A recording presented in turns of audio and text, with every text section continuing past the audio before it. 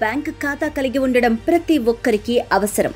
కానీ కొంతమంది వేతనం కోసం ఒక ఖాతా, పొదుపు కోసం ఇంకో ఖాతా, ఇంకా ప్రభుత్వ పథకాలకు మరో ఖాతా వంటి విధంగా బహుళ బ్యాంకు ఖాతాలను కలిగి ఉంటారు.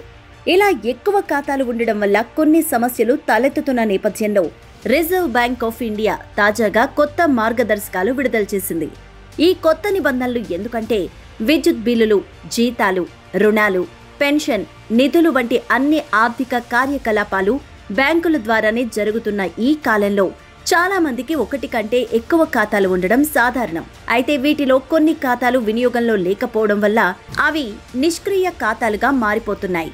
అటువంటి ఖాతాలపై బ్యాంకులు సర్వీస్ ఛార్జీలు, SMS ఫీజులు, మినిమం బ్యాలెన్స్ జరిమానాలు విధిస్తూ ఉండడంతో ఖాతాదారులకు ఇబ్బందులు ఎదురవుతున్నాయి. ఖాతాలో కనీస బ్యాలెన్స్ లేకపోతే బ్యాంకులు నెలకు 100 రూపాయల నుంచి 150 రూపాయల వరకు పద్ధతి లేని ఖర్చులు విధిస్తూ ఉంటారు. నిద్రించిన ఖాతాలు కొన్నిసార్లు క్రెడిట్ రిపోర్టుపై ప్రతికూలంగా ప్రభావాన్ని చూపించొచ్చు. నిష్క్రియ ఖాతాల కారణంగా రుణాలు, క్రెడిట్ కార్డుల అర్హతకు ఇబ్బందులు తలెత్తే అవకాశం ఉంటుంది. సో RBI సూచనలు ఏంటంటే ప్రతి ఖాతాదారు తనకు ఉన్న ఖాతాల అవసరాన్ని సమీక్షించుకోవాలి. ఉపయోగించని ఖాతాలను మూసివేయాలని సూచన.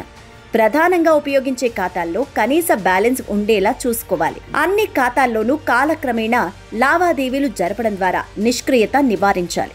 అయితే మీ ఖాతా మూసివేత ఎలా చేయాలి అనే విషయానికొస్తే మీ బ్యాంకు బ్రాంచ్కు వెళ్ళండి. ఖాతా మూసివేత ఫారం పూరించాలి. ఆధార్ కార్డ్, పాన్ కార్డ్ వంటి గుర్తింపు పత్రాలు సమర్పించాలి. మిగిలిన చెక్బుక్, డెబిట్ కార్డ్స్ అందజేయాలి. ఖాతాలో మిగిలిన మొత్తం మీ ప్రధాన ఖాతాకు బదిలీ చేయించుకోవాలి.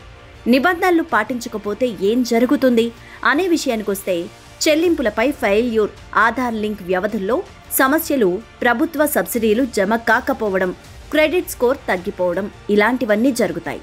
సో మై డియర్ ఫ్రెండ్స్, అవసరమైన ఖాతాలే ఉంచుకోండి. ప్రతి 3 నెలలకొకసారి ఖాతా లావాదేవీలను సమీక్షించండి. అన్ని ఖాతాలను ఆధార్, పాన్ కార్డుతో లింక్ చేయండి. బ్యాంక్ SMS సేవలను ఆపేయకండి. ఇది మోసాలను గుర్తించడంలో ఎంతగానో ఉపయోగపడుతుంది.